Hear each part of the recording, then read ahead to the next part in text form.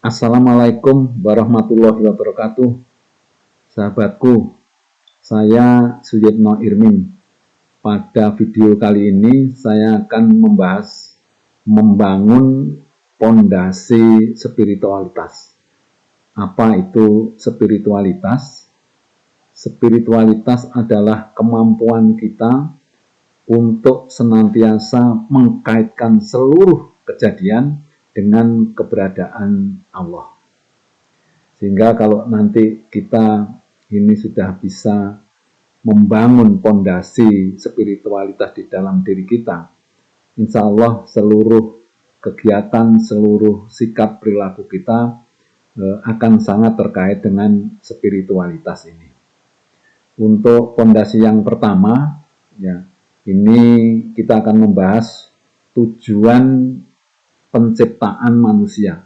Jadi artinya bahwa apa tujuan Allah itu menciptakan manusia. Nah, di dalam ayat Al-Quran itu disebut di dalam surat Az-Zariyat ayat 56, ya, bahwa tidak aku ciptakan jin dan manusia kecuali untuk beribadah kepadaku. Begitu kata Allah.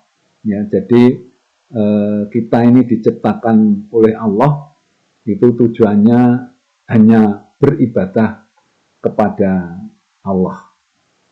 Logikanya, kita sebagai manusia yang diciptakan Allah sudah seharusnya patuh kepada yang menciptakan, yaitu beribadah kepadanya. Ternyata tujuan penciptaan manusia itu adalah untuk beribadah atau berbakti kepada Allah. Titik. Jadi tidak ada kapan waktunya, itu tidak ada. Jadi beribadah kepada Allah.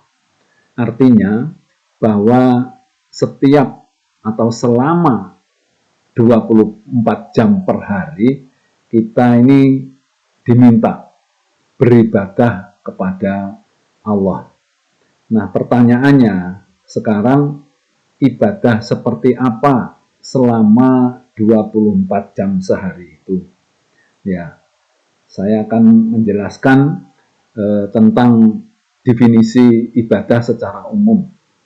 Ya, ada dua macam ibadah, yaitu ibadah ritual dan ibadah sosial. Ibadah ritual ialah ibadah yang diatur oleh agama, yang tata caranya sudah ditentukan, misalnya sholat, puasa, zakat, dan lain-lain. Sementara kalau ibadah sosial adalah ibadah atau perbuatan dan kegiatan yang memberikan manfaat bagi diri sendiri dan orang lain, dan tidak melanggar aturan agama, undang-undang, dan peraturan yang berlaku. Jadi ini bisa juga dikatakan bahwa ibadah ritual itu banyak kegiatannya secara vertikal, yaitu hablum minallah, tetapi ibadah sosial ini hablum minannas, begitu.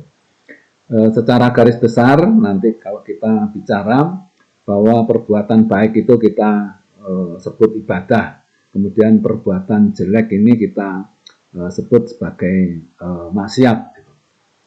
Nah, saya mau memberikan gambaran mengenai alokasi waktu, ya, alokasi waktu ibadah ritual.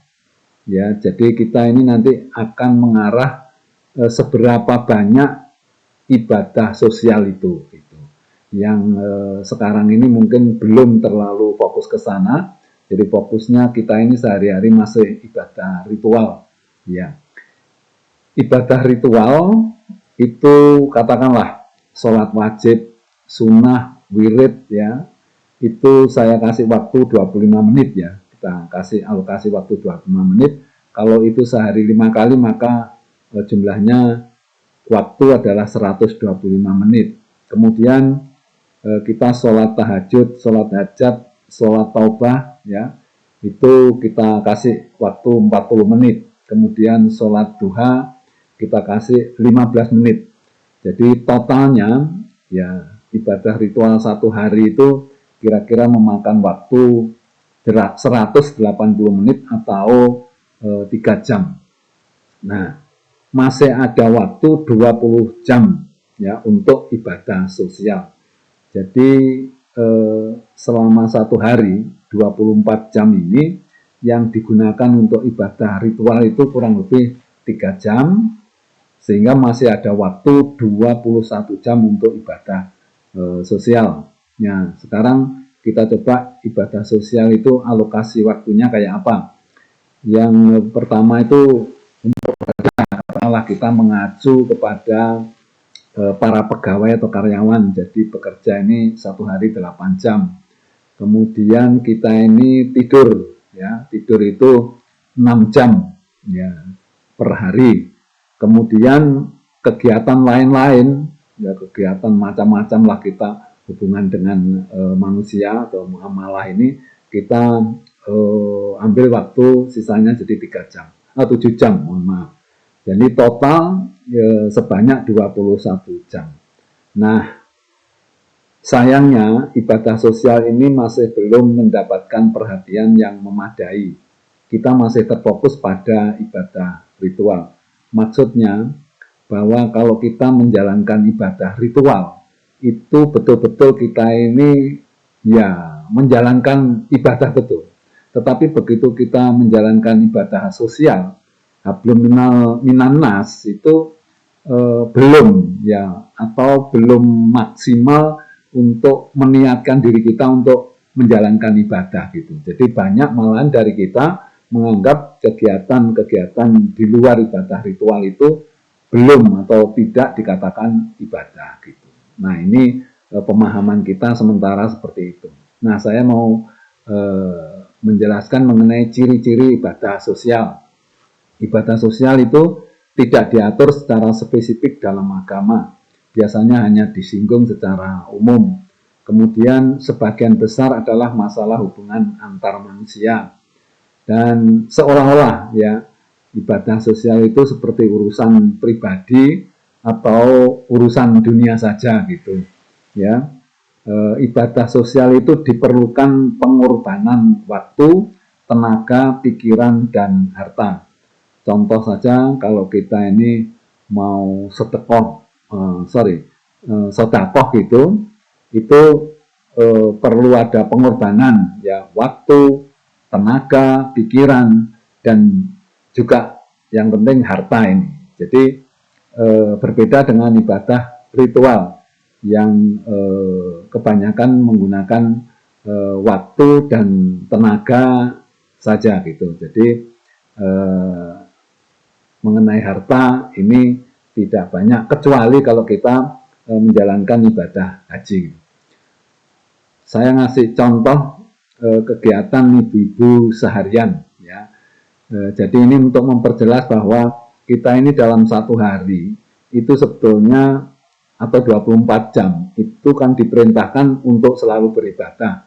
Nah, kira-kira kegiatan kita sehari-hari itu yang bisa masuk kategori ibadah atau maksiat. Nah, ini kita kasih contoh sehingga nanti kita ada gambaran bahwa kegiatan sehari-hari di luar ibadah ritual itu juga merupakan ibadah. Iya. Coba kita ambil ini kegiatan ibu-ibu ya. Seharian umpamanya saja bangun tidur ya jam 3 malam itu juga sudah dikatakan ibadah. Terus kemudian sholat tahajud itu ibadah. Sholat subuh ibadah. Setelah sholat subuh baca Al-Quran ibadah. Kemudian setelah membaca Al-Quran kemudian kegiatannya pindah ke dapur memasak, itu juga ibadah. Kemudian persiapan anak-anak sekolah itu juga ibadah.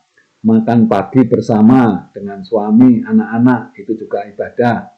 Kemudian melepas suami kerja, ya itu ibadah.